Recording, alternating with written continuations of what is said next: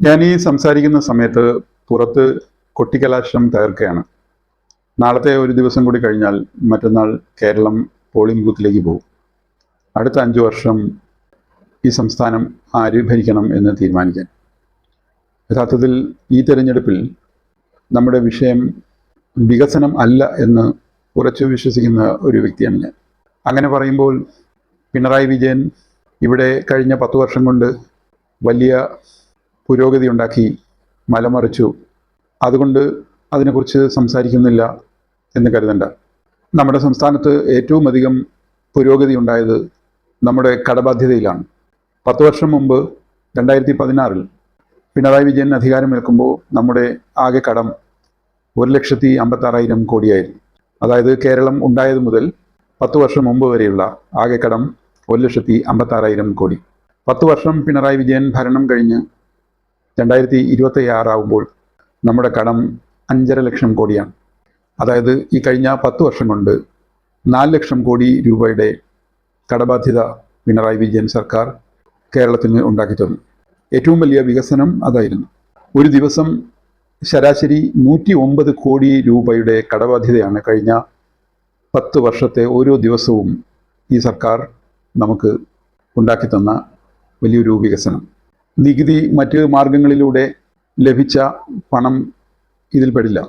ഇനി ഇങ്ങനെ കടം എടുത്ത ഈ പണം ചെലവാക്കിയ ചില മാർഗങ്ങൾ കൂടി, എവിടെയാണ് ആ പണം ചിലവാക്കിയത് എന്നുകൂടി മനസ്സിലാക്കിയാൽ ഈ സർക്കാരിൻ്റെ പുരോഗമന പ്രവർത്തനത്തെക്കുറിച്ച്, വികസന പ്രവർത്തനത്തെക്കുറിച്ച് നമുക്കൊരു ധാരണ ഉണ്ടാകും. നമുക്കറിയാം, നിയമസഭയിലെ കമ്പ്യൂട്ടറും ഫർണിച്ചറുകളും അടിച്ചു തകർത്ത സംഭവം. അതുമായി ബന്ധപ്പെട്ട കേസിൽ 5 ലക്ഷം രൂപ നഷ്ടപരിഹാരം ബന്ധപ്പെട്ടവരിൽ നിന്ന് ഈടാക്കാൻ കോടതി വിധിച്ചു. എന്നാൽ ഈ 5 ലക്ഷം കൊടുക്കാതെ സംസ്ഥാന സർക്കാർ സുപ്രീം കോടതിയിൽ പോയി. അങ്ങനെ സുപ്രീം കോടതിയിൽ ആ കേസ് നടത്തിയ വകയിൽ ഖജനാവിൽ നിന്ന് ചെലവാക്കിയത് 16 ലക്ഷം രൂപയാണ്.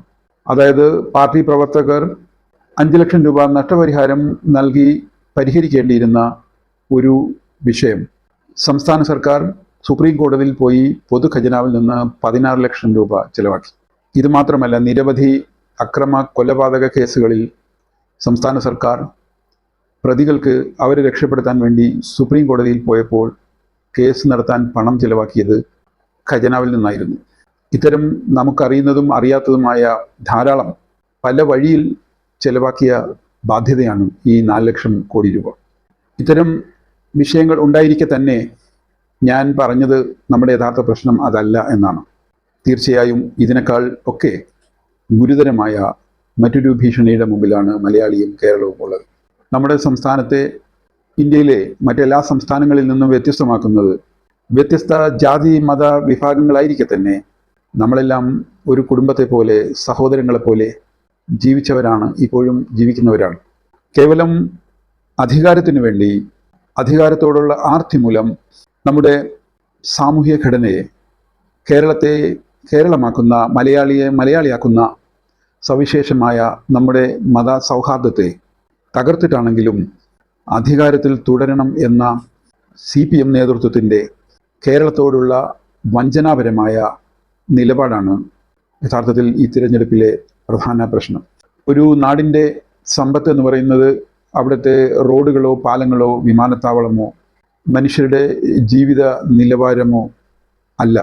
അതിനേക്കാളൊക്കെ അപ്പുറം, ഇതിനൊന്നും പ്രാധാന്യം ഇല്ല എന്നല്ല, ഇതിനേക്കാളൊക്കെ അപ്പുറം ആ നാട്ടിലെ മനുഷ്യർക്കിടയിലെ ബന്ധമാണ്, സൗഹൃദമാണ്. അതില്ലാതായി കഴിഞ്ഞാൽ മനുഷ്യൻ തമ്മിലടിച്ച് ചോര ചിന്തി ഈ ഉണ്ടാക്കിയ എല്ലാ പുരോഗതികളും തകർത്ത് തരിപ്പണമാക്കും. ഒരു കാലത്ത് കേരളത്തിൻ്റെ മതസൗഹാർദ്ദത്തിന് വലിയ സംഭാവനകൾ അർപ്പിച്ച CPM എന്ന രാഷ്ട്രീയ പാർട്ടി ഇന്ന് റഷ്യയിലെ സ്റ്റാലിൻ യുഗത്തിന് സമാനമായ രീതിയിൽ വ്യക്തികേന്ദ്രീകൃതമായ സർവാധിപത്യ അവസ്ഥയിലേക്ക് മാറുകയും ആ പാർട്ടിക്കുള്ളിൽ ചോദിക്കാനോ തിരുത്താനോ ഒരാൾ പോലും ഇല്ലാത്ത വിധം അപകടകരമായ ഒരു പതനത്തിലേക്ക് ആ പാർട്ടി എത്തുകയും ചെയ്തു. BJP അവരുടെ ദീർഘകാല രാഷ്ട്രീയ പദ്ധതികൾ നടപ്പാക്കുമ്പോൾ അതിലെ കേവലം ഒരു കരു മാത്രമായി കേരളത്തിൻ്റെ മുഖഛായയായിരുന്ന CPM അധപതിക്കുകയും ഒരു ഭാഗത്ത് BJPയെയും സംഘപരിവാറിനെയും മറുഭാഗത്ത് തീവ്രവാദികൾ എന്ന് അവർ തന്നെ ഇന്നലെ വരെ വിളിച്ചിരുന്ന SDP-യെയും സ്വന്തം രാഷ്ട്രീയത്തിൻ്റെ ഭാഗമാക്കി മാറ്റി അധികാരത്തിലേക്ക് തിരിച്ചു വരാൻ ശ്രമിക്കുകയാണ്. സംഘപരിവാറും CPM-ഉം സയാമീസ് ഇരട്ടകളെപ്പോലെ രണ്ട് തലയും ഒറ്റ ശരീരവുമായി ഒരാളിന് അടികൊണ്ടാൽ മറ്റേ ആളിന് വേദനിക്കുന്ന വിധം ഒന്നായി ആണ് ഈ തെരഞ്ഞെടുപ്പിനെ നേരിടുന്നത്. കോൺഗ്രസിനും UDF-നും ധാരാളം പരിമിതികളുണ്ട്. അവർക്കിടയിൽ അധികാരത്തിന് വേണ്ടി തമ്മിൽ തല്ലുണ്ട്. അങ്ങനെ പല പ്രശ്നങ്ങളുണ്ട്. പക്ഷെ എങ്കിൽ പോലും കേരളമായി തുടരണമെങ്കിൽ നമ്മുടെ സൗഹൃദവും നമ്മുടെ കൂടിച്ചേരലും നമ്മുടെ പങ്കുവയ്ക്കലും പഴയതുപോലെ തുടരണമെങ്കിൽ അതിന് ഏറ്റവും വലിയ ഭീഷണിയായ LDF സർക്കാർ പുറത്തു പോവുകയല്ലാതെ മറ്റൊരു മാർഗവും ഇല്ലാത്ത അവസ്ഥയിലാണ് നാളെ കഴിയുമ്പോൾ നാം തിരഞ്ഞെടുപ്പിലേക്ക് പോകുന്നത്. ഞാൻ വോട്ട് ചെയ്യേണ്ട UDF സ്ഥാനാർത്ഥി ഒരിക്കലും എനിക്ക് വോട്ട് ചെയ്യാൻ താല്പര്യമില്ലാത്ത വ്യക്തിയാണ്. ആ വ്യക്തിയേക്കാൾ താരതമ്യേന നല്ല മനുഷ്യനാണ് LDF-ൻ്റെ സ്ഥാനാർത്ഥി. പക്ഷേ അദ്ദേഹത്തിന് ഞാൻ വോട്ട് ചെയ്താൽ അതിനർത്ഥം ഞാൻ BJP-ക്ക് വോട്ട് ചെയ്തു എന്നാണ്. അത്തരമൊരു ദുരന്തത്തിലേക്കാണ് കേരളത്തെയും മലയാളിയെയും CPM കൊണ്ടെത്തിച്ചിരിക്കുന്നത്. എൻ്റെ ശബ്ദം കേൾക്കുന്നവരോട് ആർക്ക് വോട്ട് ചെയ്യണം എന്ന് പറയാൻ ഞാൻ ആളല്ല.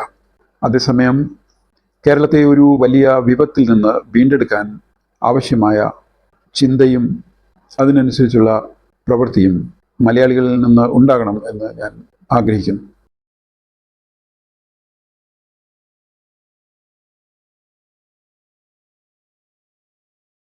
Thank you.